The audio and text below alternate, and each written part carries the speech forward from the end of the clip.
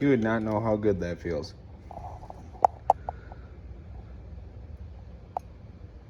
Two years ago, I had this chainsaw quit on me in the process of cutting up a tree. All sorts of things wrong with it. Well, after the recent storm damage, I decided to bring it home and actually put some work into it. Before, this chainsaw would need some assistance starting. It would take a while. And that was a cold start.